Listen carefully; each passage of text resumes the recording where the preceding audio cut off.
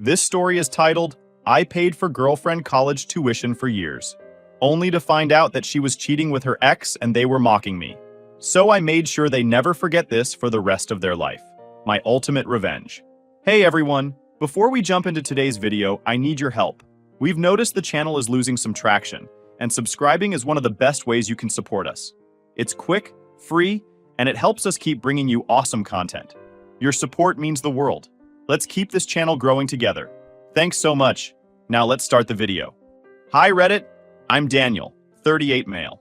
For 5 years, I was in a relationship with Mia, 28 female. On the outside, we looked like the perfect couple.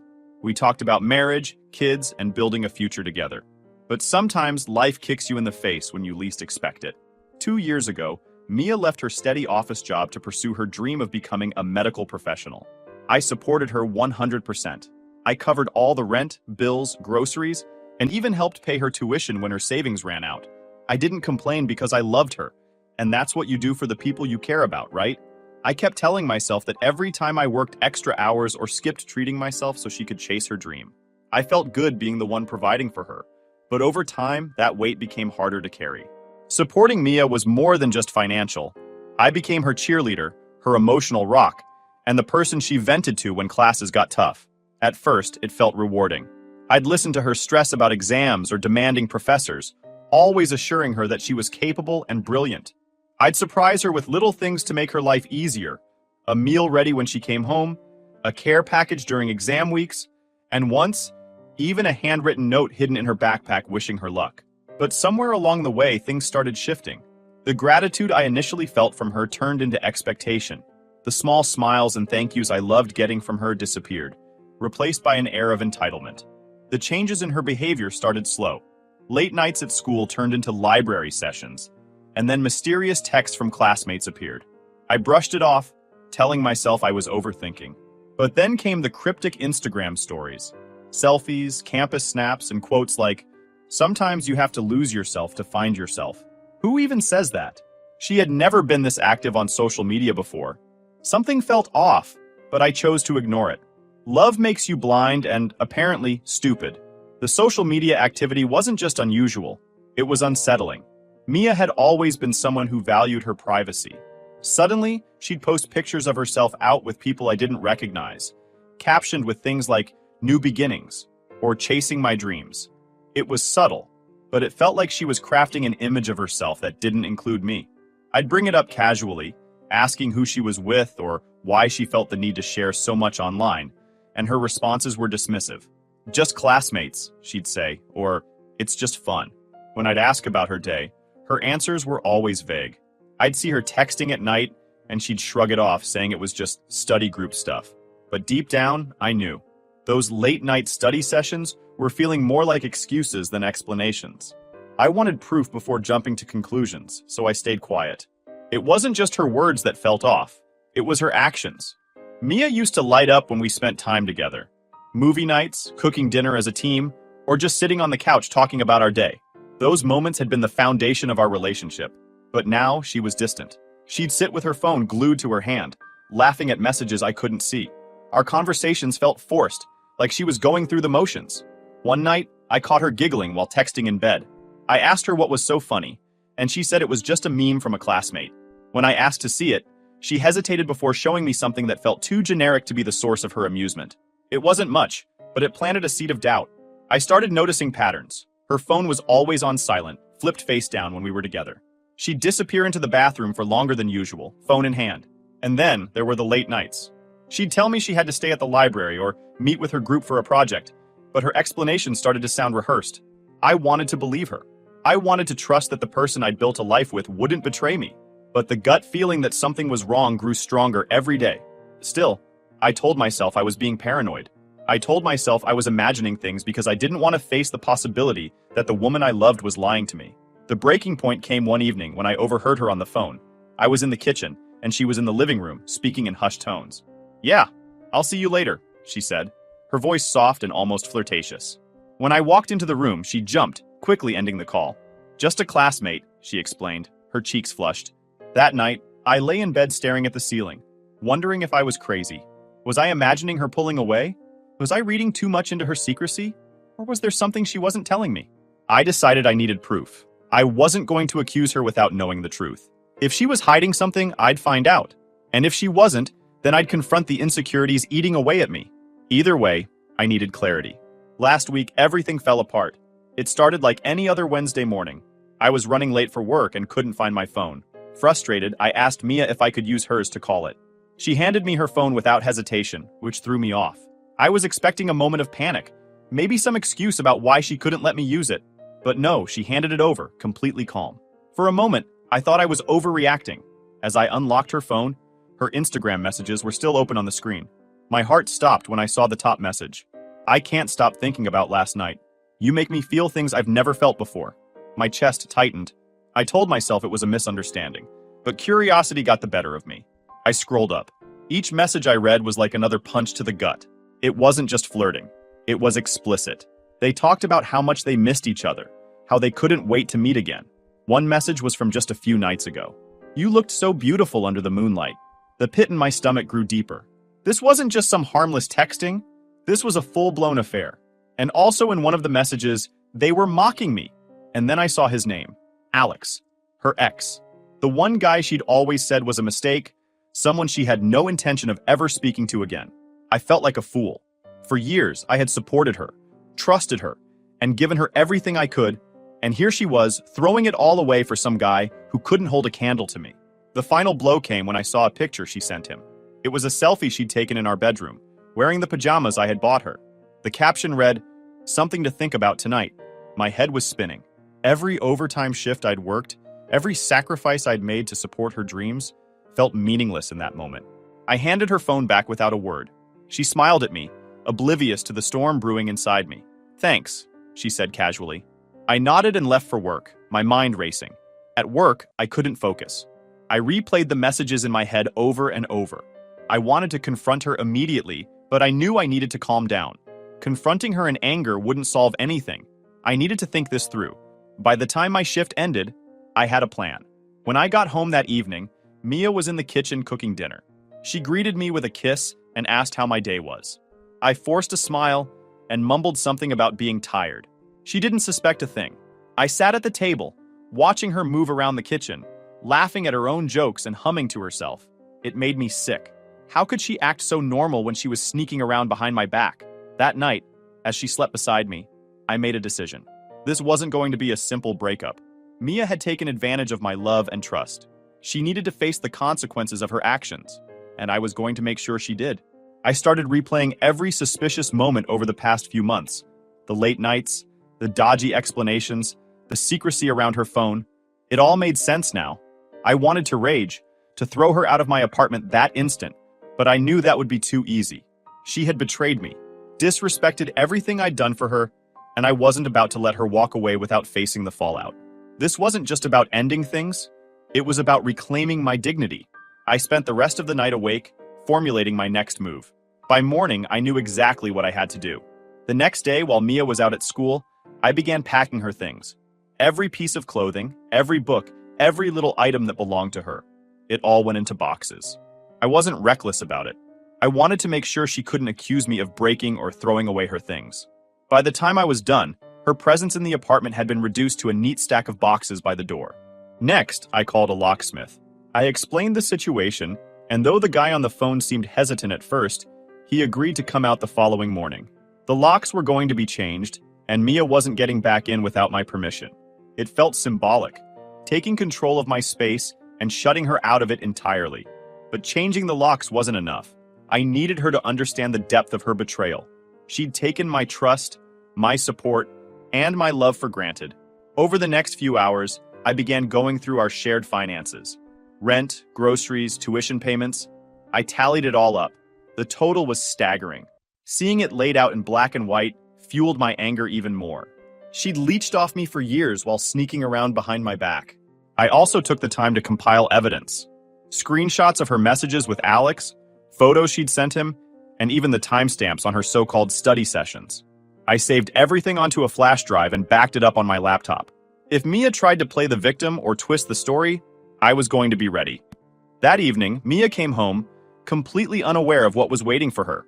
She walked through the door with her usual cheery smile, greeted me with a kiss, and started talking about her day. I could barely look at her. Every word out of her mouth felt like another lie. Finally, I interrupted her. "We need to talk," I said, my voice cold and steady. Her smile faltered. "What's wrong?" she asked, trying to sound concerned. I gestured toward the boxes by the door. "Your stuff is packed. You're not staying here anymore." Mia's eyes widened. "What are you talking about?" she stammered. I pulled out my phone and opened the screenshots of her messages with Alex. "This," I said, holding the screen up for her to see. "And this, and this." I flipped through the images, each one more damning than the last. Her face went pale. "I can explain," she whispered. I laughed bitterly. "Oh, I'd love to hear it. Explain how you were sneaking around with your ex while I was working overtime to support your dreams. Explain how you sent him pictures from our bedroom. Go ahead, Mia, I'm listening." She opened her mouth, but no words came out. For once, she had nothing to say. "That's what I thought," I said. "You need to leave. The locks are being changed tomorrow. Don't come back." Mia tried to argue, to beg, to cry, but I didn't budge. She'd made her choices, and now she had to face the consequences. By the time she left that night, carrying her boxes out to her car, I felt a weight lift off my shoulders. This was just the beginning of her fallout. The first step was social media. Mia had built this facade of being a hardworking, ambitious woman, chasing her dreams. Her posts were curated to make her look inspiring, full of those corny motivational quotes and pictures of her studying with a latte in hand. Meanwhile, behind the scenes, she was sneaking around with her ex and mooching off the man funding her entire life. I wasn't about to let her keep that shiny image. I posted a straightforward message to my account. People show you their true colors when you least expect it. Imagine supporting someone's dreams only to find out they're meeting their ex behind your back, using your home and your money. Let's not sugarcoat betrayal. I didn't tag Mia directly, but anyone who knew us, our friends, mutual acquaintances, her classmates, would connect the dots.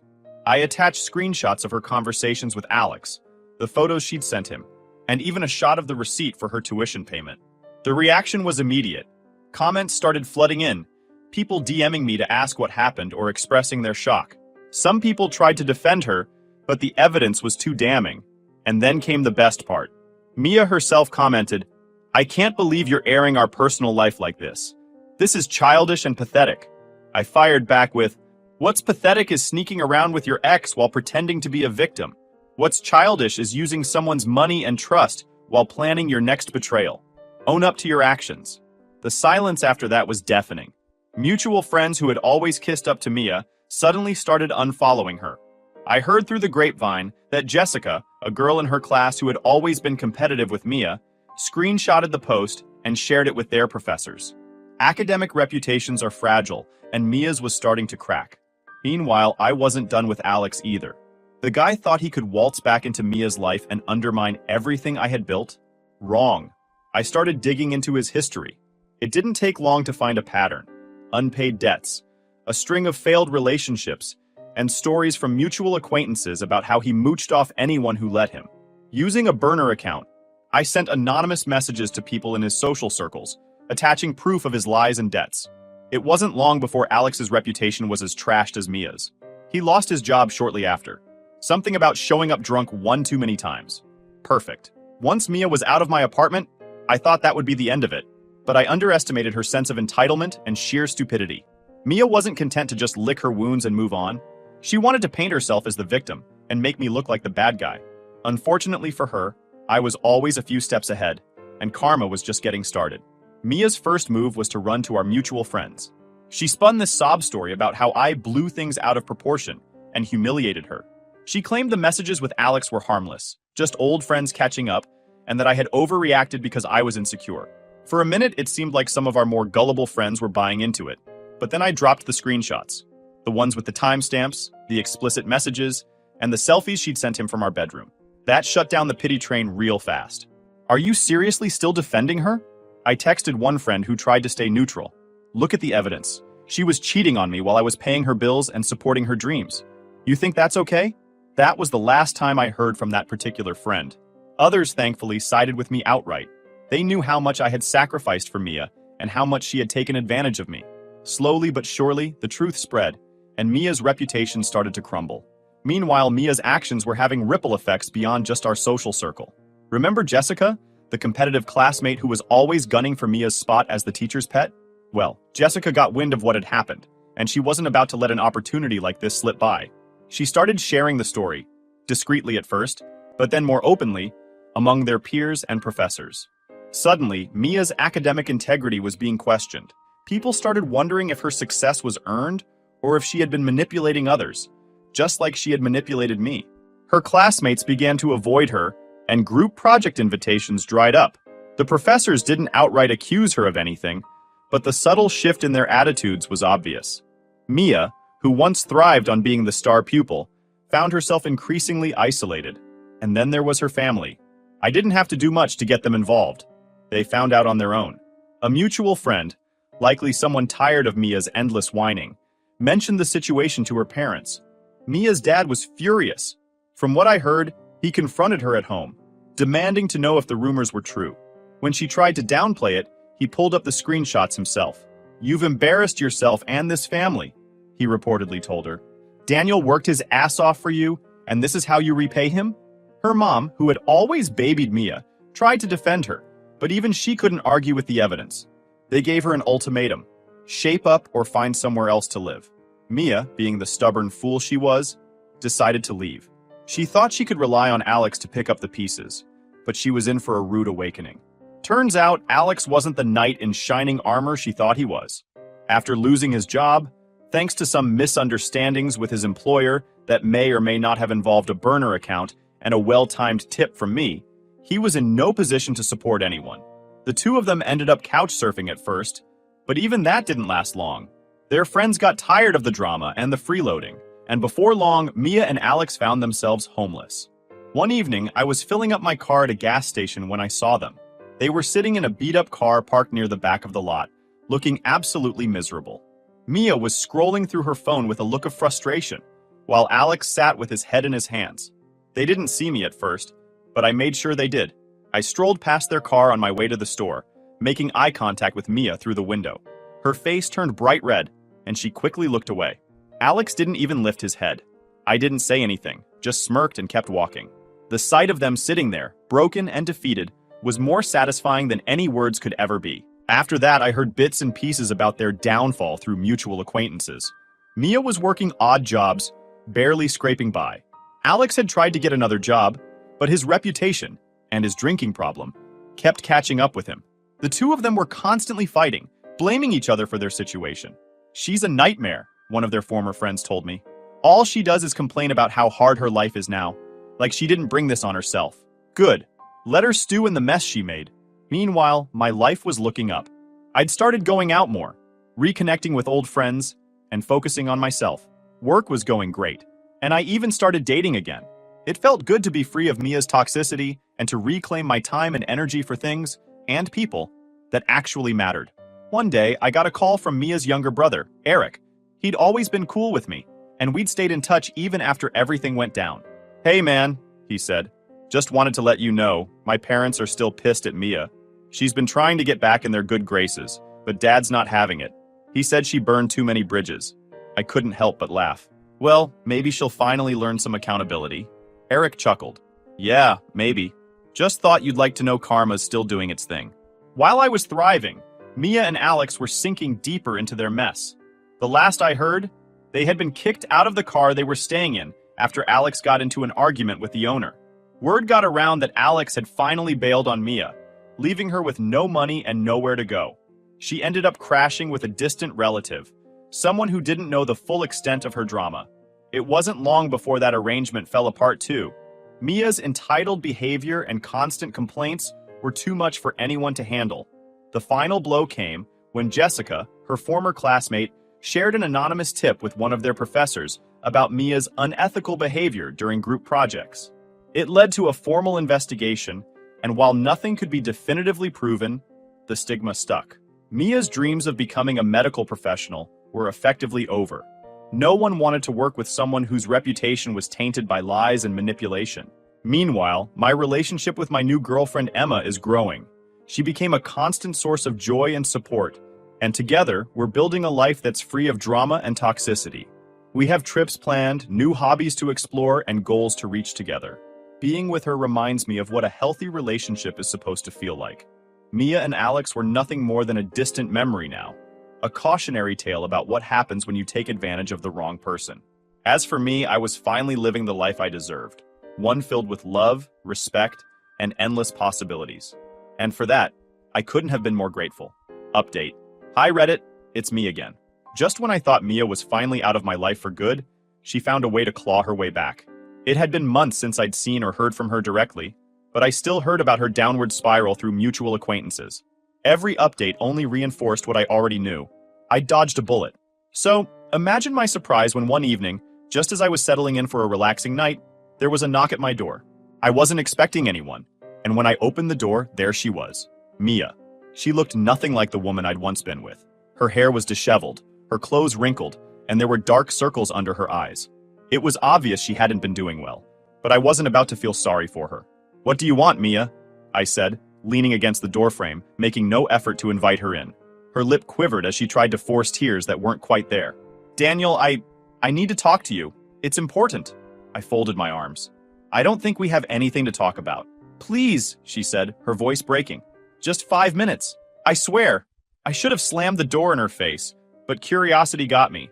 I stepped aside reluctantly, gesturing for her to come in. She walked in cautiously, like she knew she didn't belong there anymore, and sat on the edge of the couch, fidgeting with her hands. "What's this about?" I asked, keeping my tone cold. She hesitated, her eyes darting around the room. I don't know how to say this, but I'm pregnant." I stared at her, expressionless. "And why are you telling me this?" Her eyes widened, as if the answer should have been obvious. "Because it's yours, Daniel. We're the father."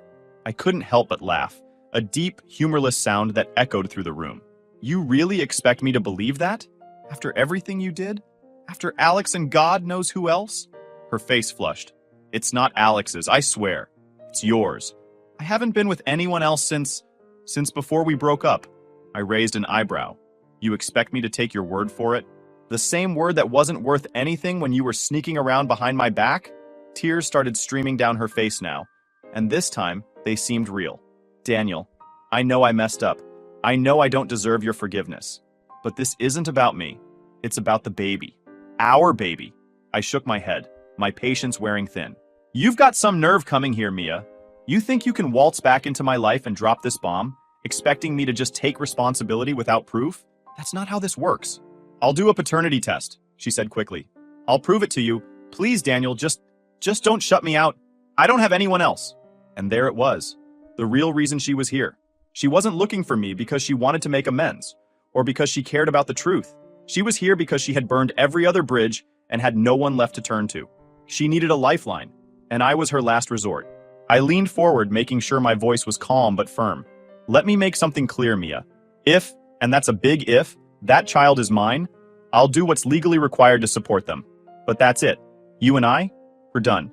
Don't think for a second that this changes anything between us." Her shoulders sagged, and for a moment, she looked like she might argue. But then she nodded. "Okay," she whispered. "I understand."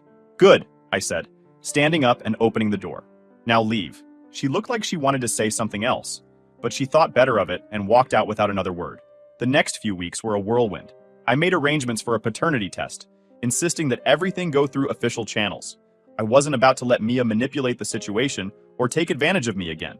She complied, probably because she had no other choice. When the results came back, they confirmed what I'd suspected all along. I wasn't the father. I sat in my car outside the testing facility, staring at the paper in my hands, a mix of relief and anger washing over me. She had lied. Again. Whether she genuinely believed I was the father or was just grasping at straws to reel me back in didn't matter. The result was the same. She had tried to use me, and it had backfired spectacularly. I wasted no time confronting her.